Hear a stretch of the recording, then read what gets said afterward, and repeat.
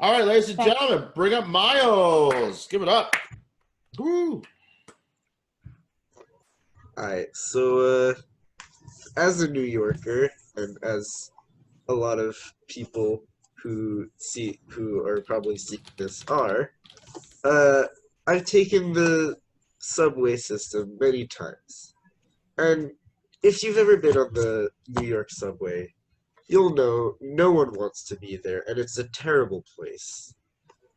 And because you have to deal with the people that do want to be there.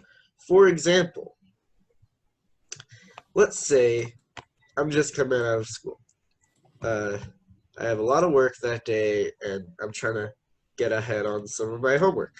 Uh, so I'm just reading how Mr. Bumble is like screwing over Oliver Twist again, and then who but a whole mariachi band just waltzes onto the car and starts playing their music. So I already know that I'm getting nothing done because, like, this is just a way of life for them. They come on and uh, start playing music, and like it just bothers people for whatever they're trying to do. So like, of course, while they're at it, they may as well like listen to the music, and then they're gonna give them some money. But like, it's evil. They're villains.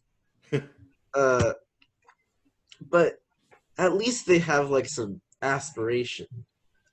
Like whenever they come on, I'm just imagining that one accordion player just having to fight for his right to play that accordion in front of like 50 people on a crowded car, and no matter how many times his mom tells him to like uh you know try to go to medical school or law school and uh get like a high paying job, he's like, no, mom, I'm gonna play accordion on the subway, and I'm gonna bother people that have better things to do, and I'm gonna like it. And I have to admire something like that, although I don't appreciate it. Another example. Uh, I'm just coming onto the subway. I'm transferring from the local to the from the express to local because I don't want it. I don't want my ride to take that long. And I see the golden ticket, an empty car with like tons of open seats during rush hour, and I can't believe my eyes. I'm walking straight toward it, and the doors close. I take a breath of my free fresh air, and then I realize why it's empty. Because there's a stinky homeless man spread across 5 seats, and everyone's actually huddled onto the other side of the car.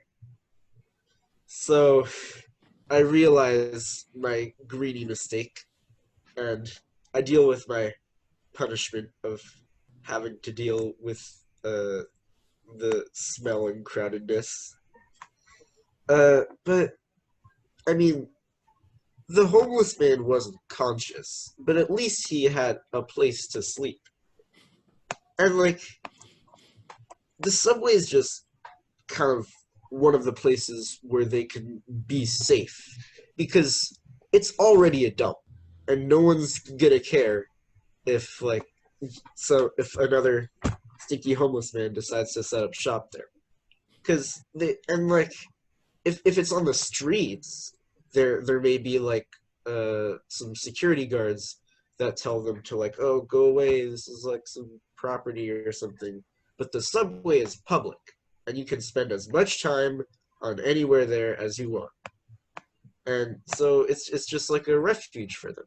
And I mean, I hate it because I actually want to use the subway for what it's intended to, but at least he's like getting the sleep he needs while being a nuisance to everyone.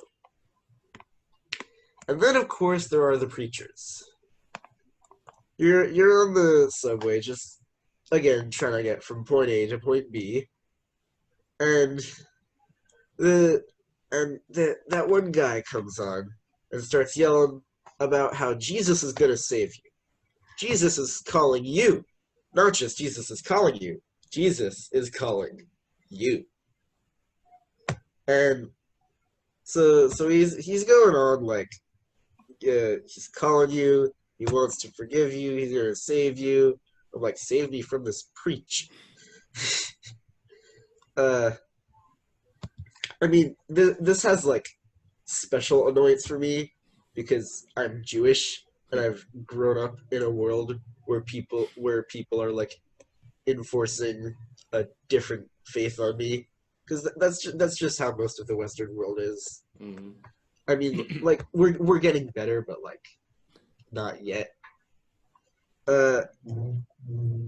And I find it I find it annoying that he has to make it his business to tell other people how to live their life, because that's just a terrible life choice. I mean, like, it's one thing to like devote your life to something, and it's another thing to devote your life to getting other people to devote their life to something. I love that line.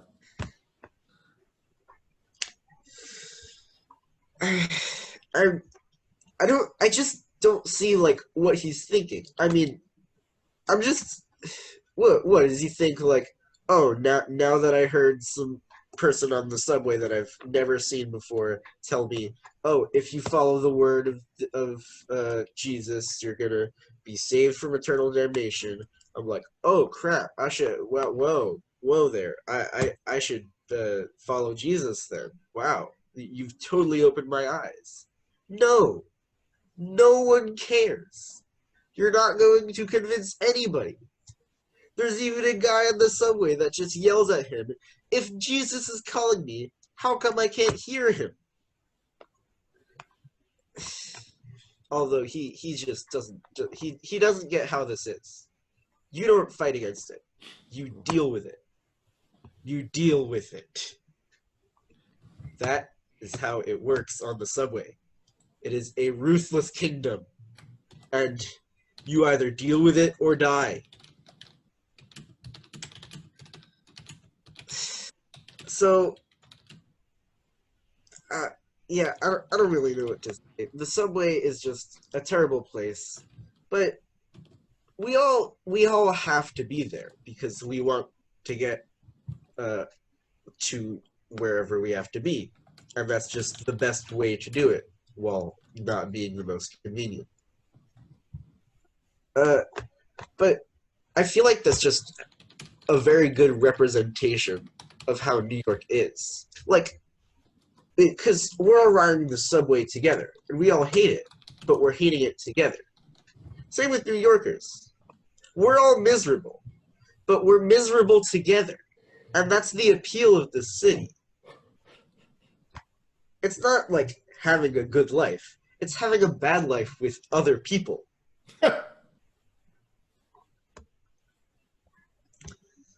Because you can have a good life, but not see anyone. If you want that, go out to the suburbs. We ain't doing any of that here. You're gonna be with other people, and if that means you have a bad life, so be it. That's just how it works. So that's how I think the subway is one of the most New York things of all time. Awesome.